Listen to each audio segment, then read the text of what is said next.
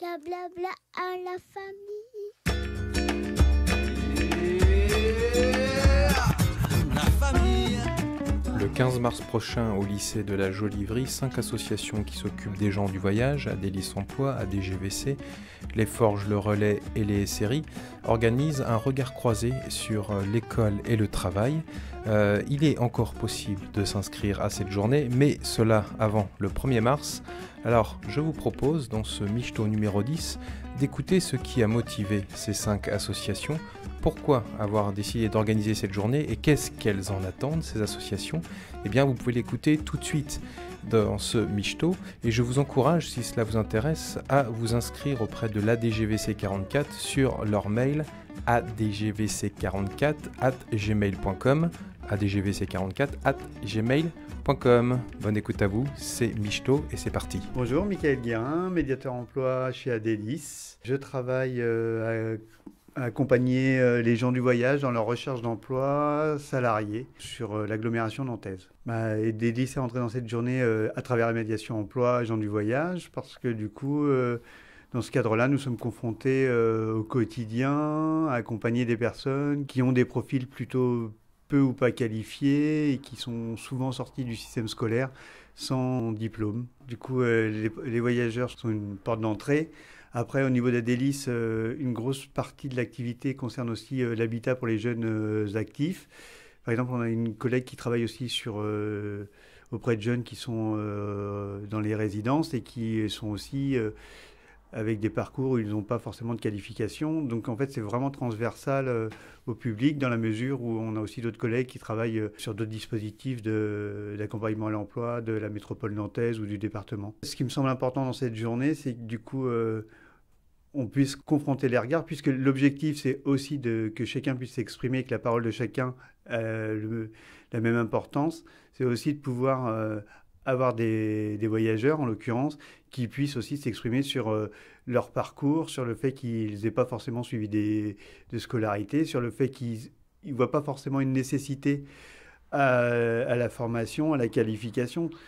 L'idée, c'est vraiment qu'on puisse confronter les points de vue, que ce soit aussi des perceptions qui soient entendues, parce que ça participe aussi de la construction d'actions qui prennent en compte leurs attentes, leur vie, leur quotidien et l'ensemble des expertises qu'ils ont acquis dans le cadre de leur vie, quoi. Nous, par rapport à l'expérience qu'on a avec les voyageurs qu'on accompagne, c'est d'essayer de voir s'il peut être possible de trouver d'autres systèmes d'accompagnement sur des attentes de compétences ou de qualifications par les employeurs auxquels les voyageurs peuvent répondre pour pouvoir aussi ouvrir, j'allais dire, l'éventail des postes sur lesquels ils peuvent se positionner, quoi. Je suis Cécile Coutan, responsable des Forges Médiation. Alors, pourquoi on était dans cette boucle? Parce que donc déjà, les médiateurs vont sur les terrains et donc sont en contact direct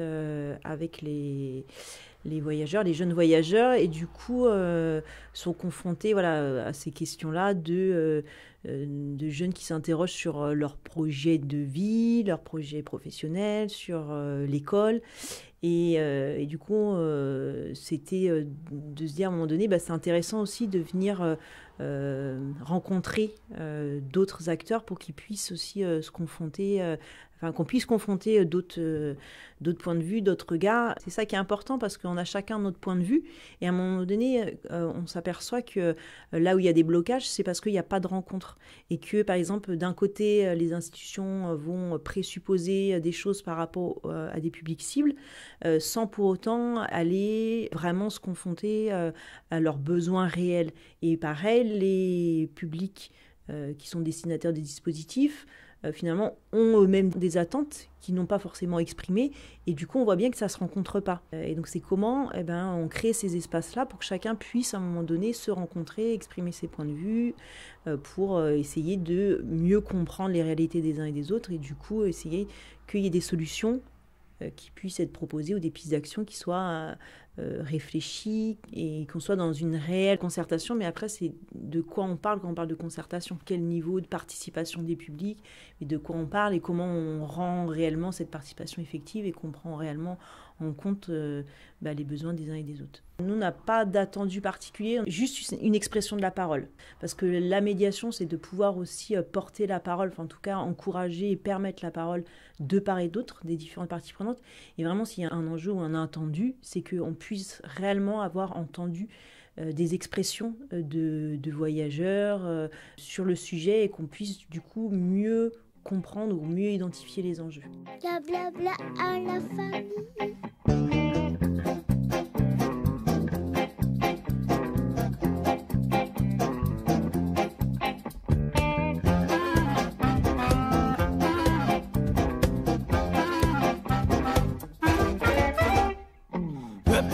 C'est toujours pareil, le fric, la thune, le blé, l'oseille. T'as cru qu'il y avait qu'à se baisser pour ramasser.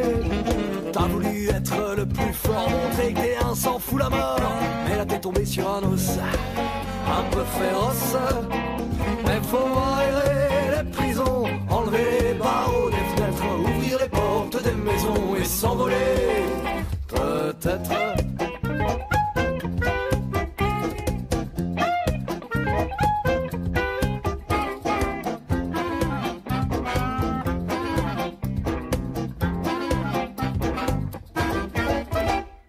C'est la vie qui les a bouffés, l'injustice, la pauvreté.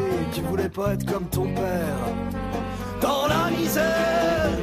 Pour être heureux, faut le vouloir, essayer de garder espoir, se laisser pousser des ailes rebelles. Mais faut aérer les prisons, enlever les barreaux des fenêtres, ouvrir les portes des maisons et s'envoler.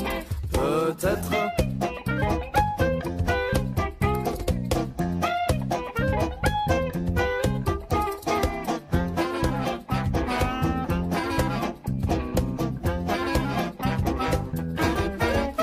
Je me présente, je suis Julien Selnay, chargé de communication pour le relais. Donc nous on fait principalement de l'accompagnement social, mais on a aussi à cœur la scolarisation, puisqu'on fait notamment du transport scolaire sur le secteur est de Nantes. On observe dans le cadre de ce transport scolaire en fait une baisse de la scolarisation au collège, alors que au sein des mêmes familles, les enfants sont scolarisés en primaire et en maternelle qui n'est pas obligatoire.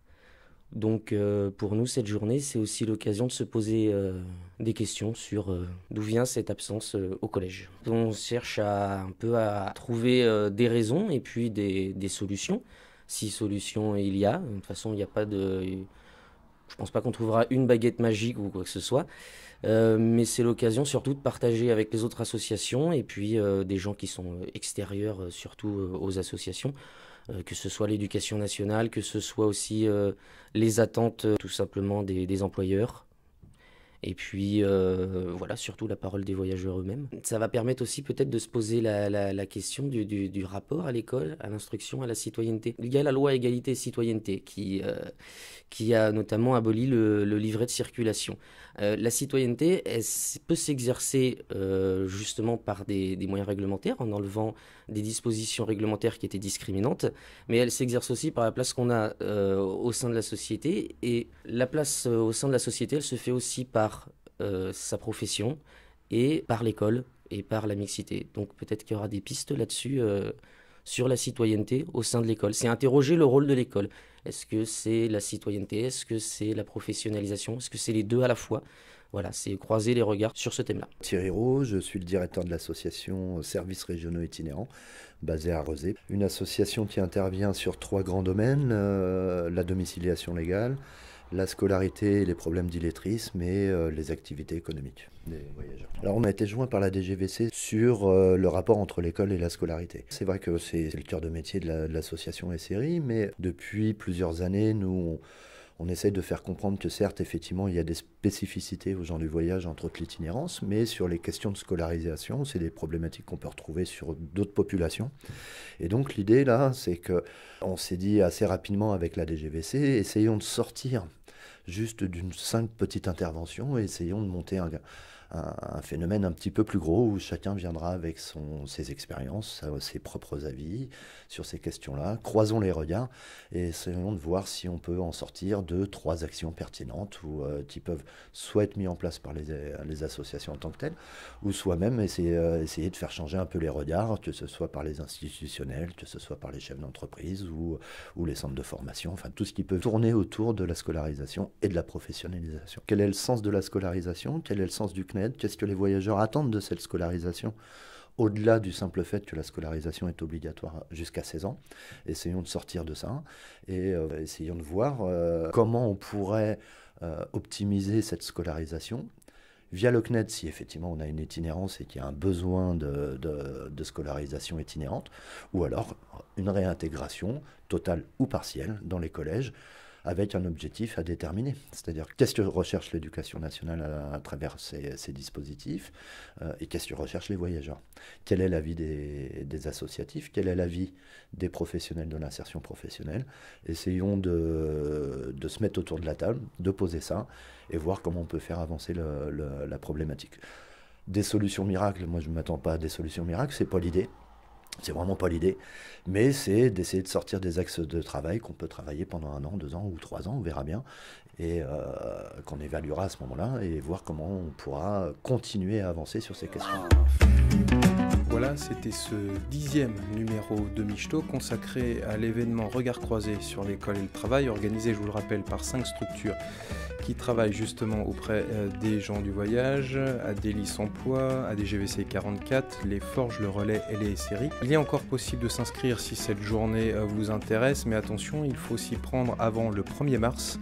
Et c'est simple, vous envoyez un mail à l'ADGVC44, adgvc44@gmail.com, votre nom, votre prénom, votre structure, et on vous inscrira et vous pourrez participer à cette journée du 15 mars à la Jolivrie de 14h à 18h. C'était le 10e numéro de Michto. Merci à vous de votre écoute, portez-vous bien et à bientôt. C'est ça, ouais. Oui, mais ça va. Michto, ça va super, tu vas voir, viens manger les restes. C'est quoi? Présent, la famille. Salut, tonton. C'était vachement bien. On brûle la caravane.